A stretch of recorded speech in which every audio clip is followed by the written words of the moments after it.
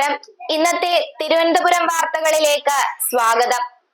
കൊൽക്കത്തയിലെ യുവ വനിതാ ഡോക്ടറുടെ കൊലപാതകത്തിൽ കൂടുതൽ പേർക്ക് പങ്കുള്ളതായി സംശയിക്കുന്നെന്ന് കുടുംബം CBIക്ക് മൊഴി നൽകി.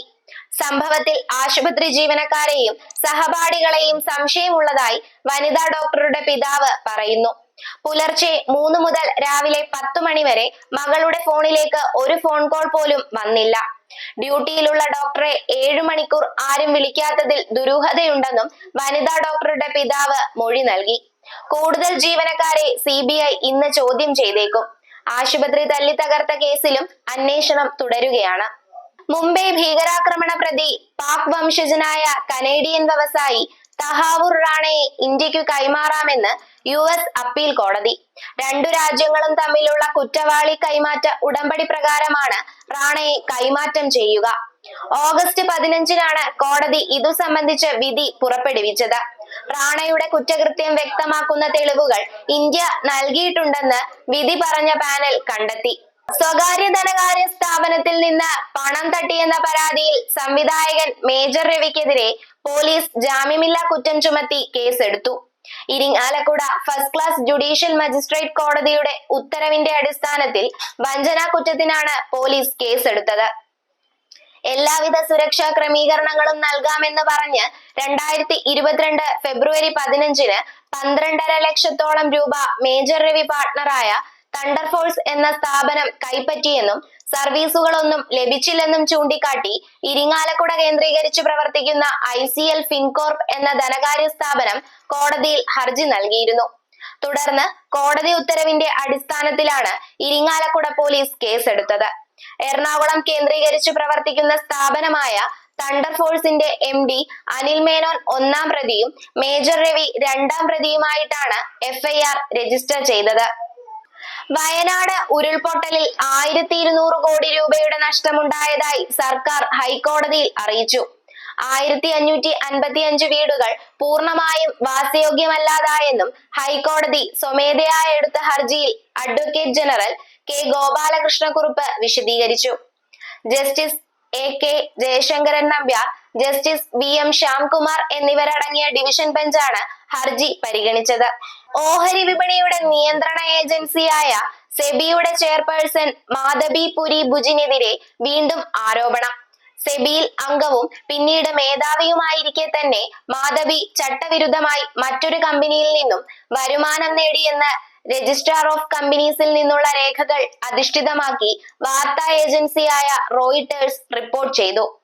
അദാനി ഗ്രൂപ്പിലേക്ക് വിദേശത്തു നിന്നും പണമൊഴുക്കിയ മൗറീഷ്യസിലെയും ബർമൂഡയിലെയും കടലാസ് കമ്പനികളിൽ മാധബിക്കും ഭർത്താവിനും നിക്ഷേപമുണ്ടെന്നും അദാനിക്കെതിരെ കാര്യക്ഷമമായി അന്വേഷിക്കാൻ സെബി മടിക്കുന്നതിനു പിന്നിലെ കാരണം ഇതാണെന്നുമാണ് കഴിഞ്ഞയാഴ്ച US ഷോർട്ട് സെല്ലർമാരായ ഹിൻഡൻബർഗ് ആരോപിച്ചത്.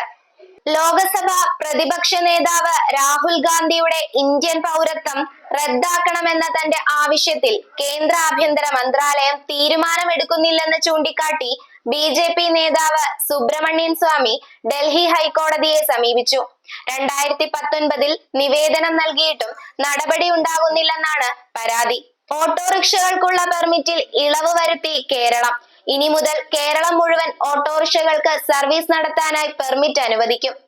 ഓട്ടോറിക്ഷകൾക്ക് ജില്ലാ അതിർത്തിയിൽ നിന്നും 20 കിലോമീറ്റർ മാത്രം യാത്ര ചെയ്യാനായിരുന്നു ഇതുവരെ പെർമിറ്റ് നൽകിയിരുന്നത്. ഓട്ടോറിക്ഷകൾക്ക് ദീർഘദൂര സർവീസ് നടത്തുന്നതിലെ അപകട സാധ്യത കണക്കിലെടുത്താണ് പെർമിറ്റ് നിയന്ത്രിച്ചത്.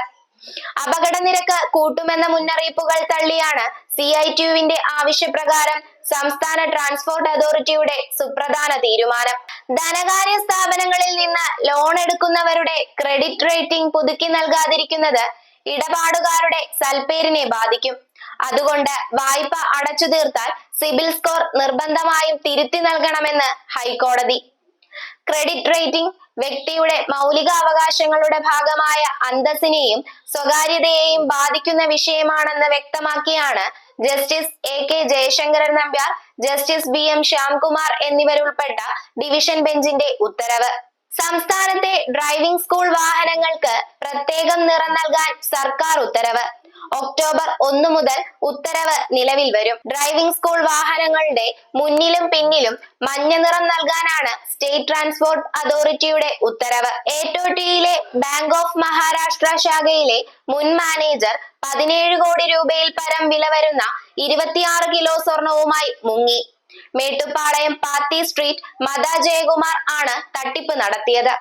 2021 ഇവിടെ ചാർജ് എടുത്ത മദ ജയകുമാറിനെ കഴിഞ്ഞ ജൂലൈയിൽ പാലാരിവട്ടം ശാഖയിലേക്ക് സ്ഥലം മാറ്റിയിരുന്നു. എന്നാൽ ഇവിടെ ചാർജ് എടുത്തിട്ടില്ല. വടകര ശാഖയിലെ റീ അപ്രൈസൽ നടപടിയിലാണ് ക്രമക്കേട് മനസ്സിലായത്. ഇപ്പോഴത്തെ മാനേജർ ഈസ്റ്റ് പള്ളൂർ റുക്സാന വില്ലയിൽ ഇർഷാദിന്റെ പരാതിയിലാണ് വടകര പോലീസ് കേസെടുത്തത്. അനീതിക്കെതിരായ പോരാട്ടത്തിൽ ഡൽഹി മുഖ്യമന്ത്രി അരവിന്ദ് കെജ്രിവാളിനൊപ്പം ഇന്ത്യ സഖ്യമുണ്ടെന്ന് ലോക്സഭയിലെ പ്രതിപക്ഷ നേതാവ് രാഹുൽ ഗാന്ധി. കേജ്രിവാളിന് ജന്മദിനാശംസകൾ നേർന്നാണ് രാഹുൽ ഗാന്ധി എക്സിൽ ഇക്കാര്യം എഴുതിയത്. വെള്ളിയാഴ്ച കേജ്രിവാളിന് 56 വയസ്സ് തികഞ്ഞിരുന്നു. ഡൽഹി മുഖ്യമന്ത്രി ശ്രീ അരവിന്ദ് കെജ്രിവാളിന് ഹൃദയം നിറഞ്ഞത് ജന്മദിനാശംസകൾ. നിങ്ങൾ ആരോഗ്യവാനും സന്തോഷവാനുമായിരിക്കുമെന്ന് ഞാൻ പ്രതീക്ഷിക്കുന്നു എന്ന് രാഹുൽ ഗാന്ധി എക്സിൽ പറഞ്ഞു. 10 വർഷത്തിനു ശേഷം ജമ്മു കാശ്മീർ വീണ്ടും തെരഞ്ഞെടുപ്പിലേക്ക് നീങ്ങുന്നു. 3 ഘട്ടമായാണ് ജമ്മു കാശ്മീരിൽ തെരഞ്ഞെടുപ്പ് നടക്കുന്നത്. പ്രഖ്യാപനത്തിന് മുന്നോടിയായി 3 പേരടങ്ങുന്ന സംഘമാണ് ജമ്മു കാശ്മീരിലെത്തി സ്ഥിതികൾ വിലയിരുത്തിയത്. സെപ്റ്റംബർ 30-ന് മുൻപ് തെരഞ്ഞെടുപ്പ് നടത്തണമെന്നും കോടതി അന്ത്യശാസനം നൽകിയതിനു പിന്നാലെയാണ് ഇപ്പോൾ തെരഞ്ഞെടുപ്പ് തീയതി പ്രഖ്യാപിച്ചത്.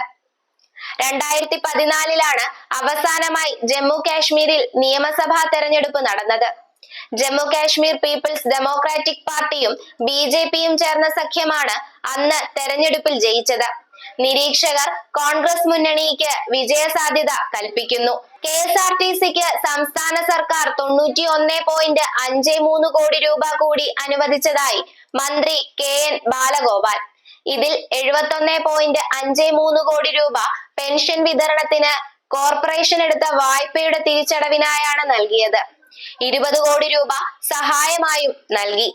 കടലിൽ മത്സ്യസമ്പത്തിന് വിനാശം വിതയ്ക്കുന്ന പെയർ പെലാജിക് ട്രോളിംഗിനെതിരെ ഫിഷറീസ് അധികൃതർ കർശന നടപടികളുമായി രംഗത്ത്. പെലാജിക് ട്രോളിംഗിന് ഉപയോഗിക്കുന്ന ഇരട്ട വലകൾക്ക് നിരോധനമുണ്ട്. തദ്ദേശ ബോട്ടുകളെക്കാൾ കൂടുതൽ അന്യസംസ്ഥാനക്കാരാണ് ഇവ ഉപയോഗിക്കുന്നത്. പെലാജിക് വല ഉപയോഗിക്കുന്നത് മിക്കപ്പോഴും രാത്രികാലത്താണ്.